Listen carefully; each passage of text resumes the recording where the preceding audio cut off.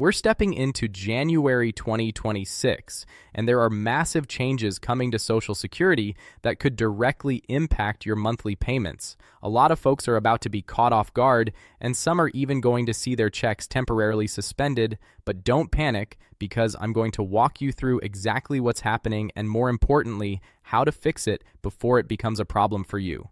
This isn't clickbait misinformation like those AI-generated videos flooding social media right now. This is real information from someone who actually worked inside the Social Security system for years, and I'm here to make sure you don't lose a single dollar you're entitled to. If you're new here, welcome to the channel where we cut through the noise and give you straight facts about Social Security, Medicare, and Medicaid. Make sure you hit that subscribe button because tomorrow I'm releasing a special video about the dangers of artificial intelligence and how scammers are using AI to impersonate Social Security officials. Yes, it's gotten that bad out there. And no, I'm not AI myself, because if I was, I'd definitely give myself more hair.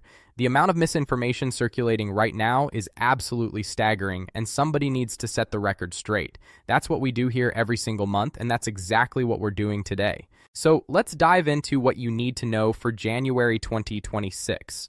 We're covering payment schedules, Medicare Part B premiums, COLA adjustments, why some people will have their checks suspended, and critical retirement timing strategies that could save you thousands of dollars. We're also talking about continuing disability reviews that are ramping up significantly this year.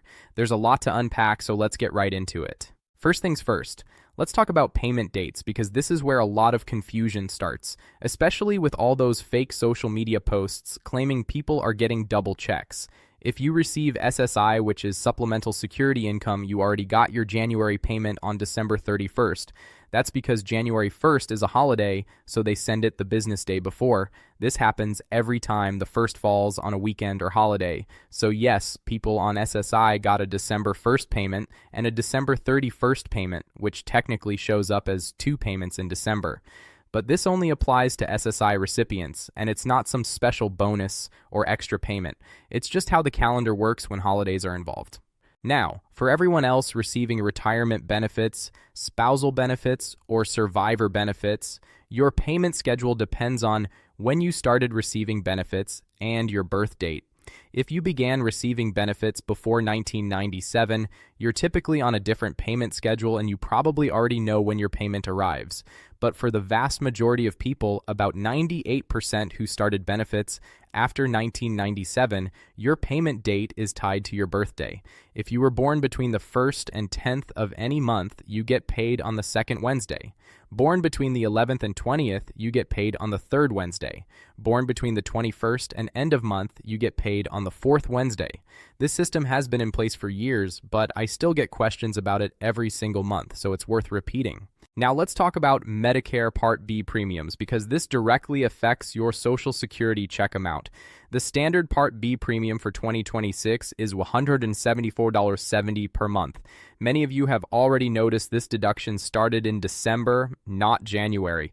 Yes, Medicare Part B premiums are deducted the month before, so your December Social Security payment already reflected the new Part B premium, even though the actual coverage and COLA increase don't kick in until January. This confuses people every single year. Speaking of COLA, let's address the cost of living adjustment, because I guarantee I'm going to get flooded with comments in January from people saying they didn't get their COLA. You got your COLA. Everyone gets the COLA. The 2026 COLA is 2.8%, and it was automatically calculated and applied to everyone's benefits. You don't need to receive a letter for it to happen. The Bureau of Labor Statistics announces the COLA and Social Security multiplies everyone's benefit by that percentage. It's automatic. Now, you might not see much of an increase or any increase in your actual check amount because the Medicare Part B premium increase might have eaten up your COLA. But that doesn't mean you didn't get the COLA. Your base benefit absolutely increased by 2.8%. Here's where the hold harmless provision comes in. If you're receiving a relatively small Social Security benefit and your 2.8% increase is less than the Part B premium increase of around $17, your check will not go down. Social Security has a provision that protects you from getting less money due to Medicare premium increases. They'll discount your Part B premium so your net check amount doesn't decrease. So if your Social Security only goes up $10, but Part B goes up $17, they'll only charge you $10 for Part B. You won't see a reduction in your actual payment amount. Now here's the big issue that's going to catch a lot of people by surprise. Many people are going to have their January 2026 checks suspended, and they're going to panic thinking something went terribly wrong. Let me explain exactly why this happens and how to prevent it.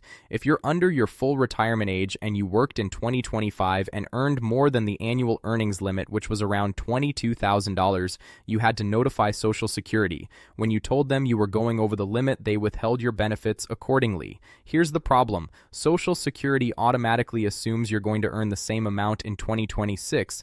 If you made $30,000 in 2025, they're rolling that number forward and assuming you'll make $30,000 in 2026. So they're automatically going to start withholding your benefits again, even if you've stopped working or reduced your hours significantly.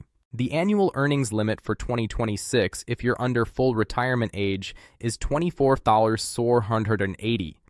If you're going to earn less than that or you've stopped working entirely, you absolutely must call Social Security and tell them. You need to say specifically that you're going to stay under the annual earnings limit for 2026, and they need to release your January payment. If you don't make this call, your check will be suspended, and you'll be sitting there in January wondering where your money went. This is not automatic. You have to proactively contact them. Now, if you went over the earnings limit in 2025 but didn't notify Social Security, you're probably going to get an overpayment letter sometime between February and April. The IRS notifies Social Security when they process your tax return, and Social Security will see that you earned more than you reported. They'll calculate how much you owe based on the formula, which is $1 withheld for every $2 you earned over the limit. So if you went $1,000 over the limit, you owe $500 back. Don't panic if this happens to you. You can either write a check for the amount or set up a payment plan. Social Security offers up to 60 months to repay with zero interest. It's one of the most lenient repayment programs out there. Here's something really important that a lot of people don't understand about withholding. If you go even $1 over the limit, Social Security doesn't withhold partial payments. They withhold entire checks. So let's say your monthly benefit is $2,000 and you only owe $500. They're going to withhold that entire $2,000 check. It seems harsh, but that's how the system works. Don't worry though, because they do make it up to you later through something called the Adjusted Reduction Factor, or ARF. When you reach full retirement age, they recalculate your benefit to account for the months you didn't receive payments, and your benefit amount increases accordingly. So that money isn't lost forever, it's just deferred. Now let's talk about a critical retirement timing strategy that could literally be worth thousands of dollars to you. If you're turning your full retirement age in 2026, pay very close attention to this because most people get this wrong and leave money on the table. The year you reach full retirement age, the earnings limit is completely different. Instead of the $24,480 limit for people under full retirement age, you can earn up to $65,160 in the months before you reach full retirement age. And instead of withholding $1 for every $2 over the limit, they only withhold $1 for every $3 over. This is a huge difference. Here's the key point. Social Security only cares about what you earned in the months before your birthday month when you reach full retirement age. So let's say your full retirement age is in July. You can earn up to $65,160 from January through June. Once July hits and you reach full retirement age, you can go back to earning as much as you want. There's no limit anymore. You could make $1 million a month starting in July and it won't affect your Social Security benefits at all. But here's where people make a costly mistake. They think they should wait until their full retirement age month to start collecting benefits. Let's say your full retirement age is July and you're planning to start benefits then. But what if you started in January instead? Yes, your benefit would be slightly reduced because you're taking it a few months early. Each month you take benefits before full retirement age results in a small reduction, maybe $20 per month in this example. But you'd collect 6 months of payments. 6 checks at, let's say, $2,000 each is $12,000. Divide $12,000 by $20 monthly reduction, and you're ahead for 30 years. You'd have to live to be over 100 years old before waiting until July would have been the better financial decision. The tragedy is that if you wait until July to call Social Security to start your benefits, you've missed the opportunity to start in January. There's something called a protective filing date. If you don't call until July, they'll start your benefits in July.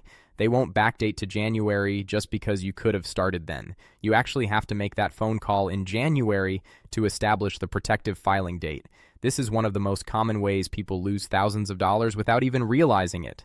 So if you know anyone who's reaching full retirement age in 2026, please share this information with them. Have them at least call Social Security in January and run the numbers to see if starting benefits early makes financial sense for their situation. Let me also address a question I get constantly about whether your Social Security benefit continues to increase if you keep working after full retirement age.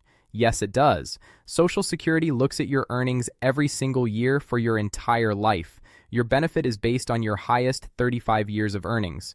So if you're 69 years old and still working, and this year's earnings are higher than one of your previous 35 years, Social Security will automatically recalculate your benefit and increase it. They'll look at your earnings usually sometime between March and July after they get the information from the IRS or your employer. If you're entitled to more money, they'll recalculate your benefit and send you the increase plus any back pay from January. This continues for as long as you work. There's no age limit.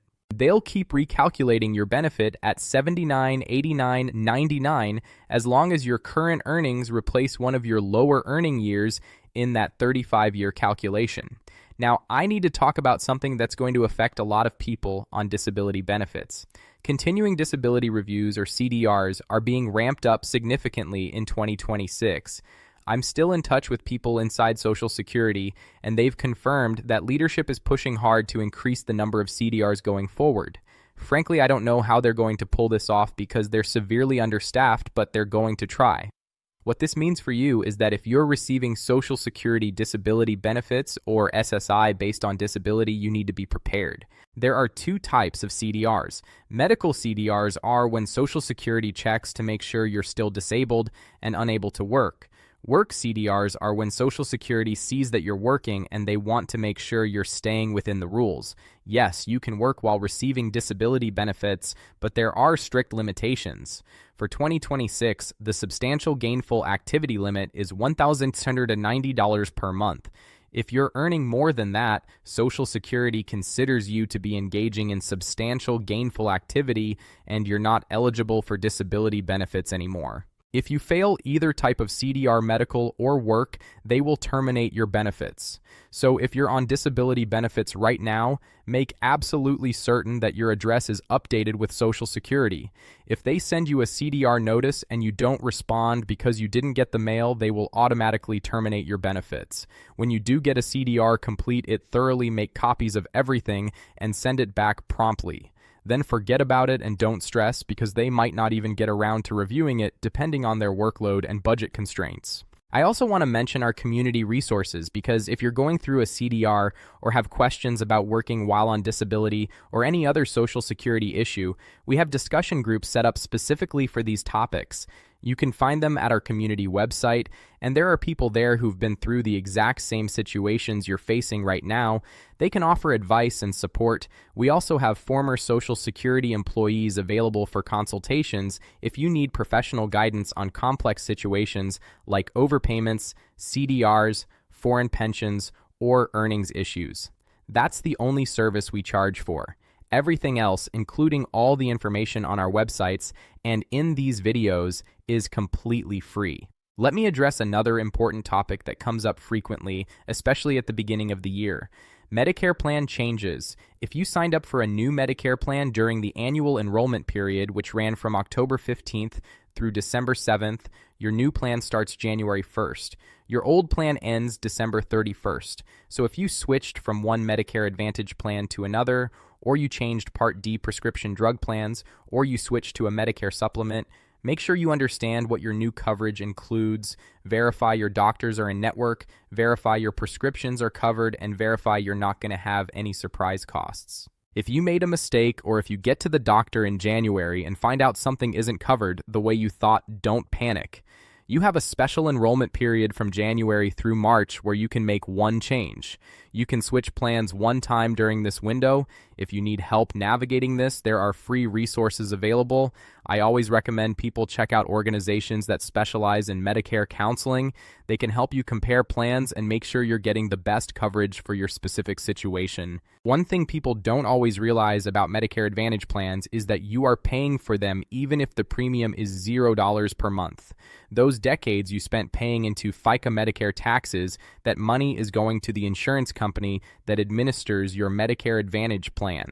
The Part B premium of $174.70 is essentially going to that company as well. So you're absolutely paying for that coverage.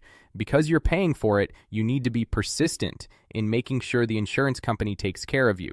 If you're having trouble getting authorization for a procedure or they're denying coverage for something you need, don't just accept it. Push back, call them repeatedly, file appeals if necessary. You paid into the system and you deserve to get the benefits you're entitled to. I want to touch briefly on spousal benefits because this is another area where there's a tremendous amount of confusion. If you're currently married and you're at least 62 years old and your spouse is currently receiving Social Security benefits, you may be eligible for spousal benefits. The maximum spousal benefit is 50% of your spouse's full retirement age benefit amount. But your own benefit offsets this. So if your own full retirement age benefit is $1,000 and your spouse's full retirement age benefit is $3,000, you could potentially receive spousal benefits because 50% of $3,000 is $1,500, which is more than your $1,000. You'd receive your $1,000 plus $500 in spousal benefits for a total of $1,500.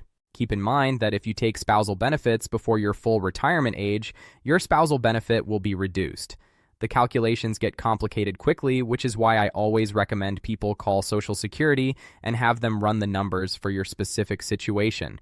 You can even go through the application process to get the official numbers and then decide not to proceed if it doesn't make sense. The Social Security representative won't pressure you to follow through. In fact, they'll probably be relieved because it's one less case they have to process. Now, I want to address something that's becoming increasingly problematic, and that's AI-generated misinformation about Social Security. There are fake videos all over social media right now that use AI to create people who look like official Social Security representatives. They're giving out completely false information about payments, benefits, eligibility, you name it. Some of them are sophisticated enough that people genuinely can't tell they're fake.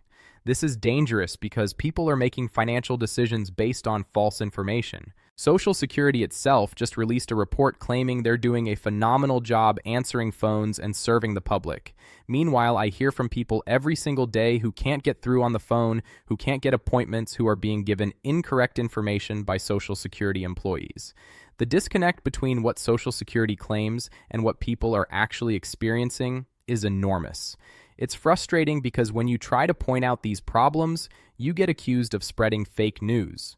But the reality is that the Social Security Administration is severely understaffed, they're overworked, and mistakes are being made constantly. Tomorrow, I'm going to release a detailed video about the dangers of AI, particularly as it relates to Social Security and identity theft. I'm going to talk about how you can protect your Social Security number and what to do if you suspect someone is using your identity. The threats are real, and they're getting more sophisticated every day. This isn't just about annoying spam calls anymore. People are using AI to impersonate Social Security employees and trick people into giving up personal information or money. You need to be aware of what's happening and how to protect yourself. Let me also address a question about living overseas and collecting Social Security because this comes up frequently. Yes, American citizens can absolutely live abroad and collect Social Security benefits. The only countries where Social Security cannot send payments are Cuba and North Korea. That's it. Everywhere else in the world you can receive your benefits. There are some special rules if you're working while living overseas. If you're working for an American company, the same earnings limits apply. If you're working for a non-American company, there's a 45-hour per month rule instead of a dollar amount limit. The rules can get complex depending on your specific situation. So if you're considering moving overseas, make sure you understand how it will affect your benefits. I also want to mention something important about how Social Security pays benefits. They pay in arrears, which means you receive your benefit for a given month in the following month. So if you start benefits in March, your first payment comes in April. The reason for this system is that you have to be alive for the entire month to be entitled to that month's benefit. This also means that when someone passes away, Social Security will often require return of the final payment if the person died before the end of that month. There's one exception to the arrears rule. If you're 62 years old, you must be 62 for the entire month to start receiving benefits. So if you turn 62 on any day other than the first of the month, you can't start benefits until the following month. A lot of people miss this detail and are surprised when they can't start benefits in their birthday month. Let me address Medicaid briefly because this is going to become increasingly important in 2026. A lot of people are going to get kicked off Medicaid even if they're fully eligible. This is happening because of administrative issues, not because they're actually ineligible. The system is overwhelmed. They're processing renewals and recertifications, and many people are falling through the cracks. If you're on Medicaid and you get a notice saying your coverage is being terminated, don't just accept it. Respond immediately. Provide whatever documentation they're requesting. Appeal if necessary. Many people who are being terminated are actually eligible, and they're only losing coverage because of paperwork issues or administrative errors. For those of you who don't have health insurance or who are losing health insurance, I want to remind you about the 501c3 provision. Under the Affordable Care Act, nonprofit hospitals are required to provide charity care to people who can't afford to pay. If there's a medical emergency and you have a choice between a for-profit hospital and a nonprofit hospital, choose the nonprofit. If you're low income and you receive care at a nonprofit hospital, you can apply for charity care and potentially have your bills significantly reduced or eliminated. The hospital is required by law to have this policy clearly posted on their website. Not everyone qualifies, but if you're struggling financially, it's absolutely worth looking into. Before we wrap up, I want to emphasize one more time how important it is to verify any Social Security information you see online, especially if it's in video format. If someone is claiming you're getting extra payments or there's a secret benefit you didn't know about, or Social Security is sending out special checks, those are almost always scams or misinformation. The best sources for accurate information are the official Social Security website and channels like this one, where the information comes from people who actually worked in the system and know how it operates. As we head into 2026, the most important things you can do are stay informed, verify your information, and don't be afraid to contact Social Security directly if you have questions about your specific situation. Yes, it can be difficult to get through on the phone. Yes, you might have to wait weeks for an appointment. But when it comes to your benefits, it's worth the effort. These benefits represent money you paid into the system for decades. You're entitled to them, and you need to make sure you're getting every dollar you deserve. If you found this information helpful, make sure you subscribe to the channel and turn on notifications so you don't miss tomorrow's video about AI threats and Social Security fraud. Share this video with anyone you know who's approaching retirement age or who's currently receiving benefits. A lot of people are about to make costly mistakes simply because they don't have accurate information. You can help prevent that by spreading the word. Thank you for watching and for being part of this community. The comments and questions you leave help me understand what topics need to be covered and what information people are still confused about. Keep those questions coming. I read every single comment, and I try to address the most common questions in future videos. Together, we're creating a resource that helps people navigate this incredibly complicated system. Take care of yourselves, check your Social Security statements, verify your Medicare coverage, and I'll see you tomorrow for that AI security video. Stay safe out there, and remember, every day above ground is a good day. Let's make sure you're getting every benefit you're entitled to, so you can enjoy those days to the fullest.